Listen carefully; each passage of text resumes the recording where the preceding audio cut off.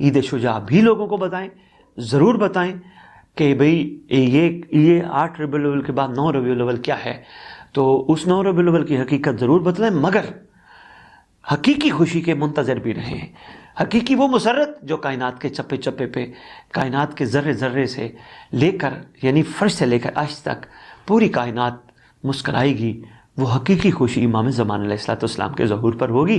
تو اسی ضمن میں ایک چھوٹی سی بات اور عرض کرنا چاہتا ہوں۔ عام طور پر یہ بھی کہا جاتا ہے ہمارا 9 ربیع الاول اس لیے بھی بہت زیادہ اہم ہے کہ تاج پوشی امام زمان علیہ السلام،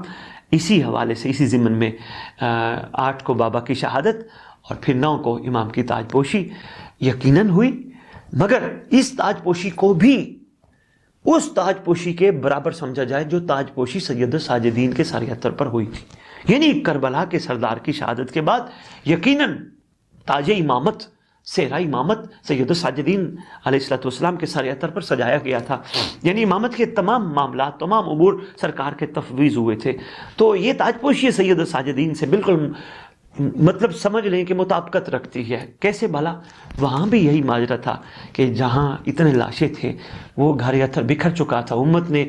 ان کو حق نہیں دیا، ان کا مقام نہیں پہچانا، بیائی نہیں۔ اسی کیفیت میں سید الساجدین علیہ السلام کی اگر تاج پوشی ہوئی ہوگی تو کس کیفیت میں ہوئی ہوگی؟ اور اگر اس تناظر میں ہم امام زمان علیہ السلام کی تاج پوشی کی بات کریں تو امام حسن عسکری علیہ السلام کی شہادت بھی بڑی دردناک شہادت ہے، معمولی شہادت نہیں ہے۔ تو بیائی نہیں ایک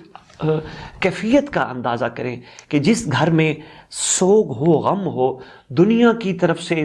دشمنوں کی طرف سے گھر میں چھاپے پڑ رہے ہوں، اور ایک چھوٹا سا کم سن شہزادہ ہو جس کا سن اتر 4.5-5 سال کا ہو، اس شہزادے کی یا اس شہزادے کی والدہ معظمہ کائنات کی کیا کیفیت ہوگی؟ یقیناً ایک دکھ اور درد بھری داستان ہے۔ امام زمان علیہ السلام کے بابا کی شہادت بھی، چونکہ ممبر سے بیان بہت کم ہوتی ہے، اس لیے اس چیز کا اتنا ادراک نہیں ہمیں، تو اس چیز کو ضرور مد نظر رکھنا ہے۔ تاج پوشی امام زمان علیہ السلام کی مبارکباد دینے سے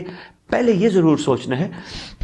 کہ کس کو ہم تاج پوشی کی مبارکباد دے رہے ہیں، کہ جو پہلے ہی غمگین ہے، جو پہلے ہی دکھی ہے، ان کو ہم مبارکباد دے کے شاید کہیں مزید دکھی نہ کر دیں کہ ایک دن پہلے ہم کہہ رہے ہیں مولا آپ کے بابا کی شہادت کا بڑا ارمان ہے، ہم چپ جلوس نکال رہے ہیں، چپ تعزیے نکال رہے ہیں، ہم خاموش ماتم کر رہے ہیں، منہ پہ ماتم کر رہے ہیں، سینے پہ ماتم کر رہے ہیں، اگلے دن ہم تاج پوشی امام کی مبارکباد دے رہے ہیں۔ تھوڑا سا اس پہ ہم نے غور کرنا ہے، فکر کرنا ہے۔ اچھی لگے تو بات بسم اللہ، نہ اچھی لگے تو کوئی بات نہیں، میری بات کوئی آپ کے لیے حجت کا مقام نہیں رکھتی کہ جو میں کہہ رہا ہوں اس کو مانیے، مگر سوچئے گا ضرور۔ جو میں آپ کو ایک نکتہ آپ کی خدمت میں پیش کرنے کی کوشش کر رہا ہوں، یہ بڑا ضروری ہے، کیونکہ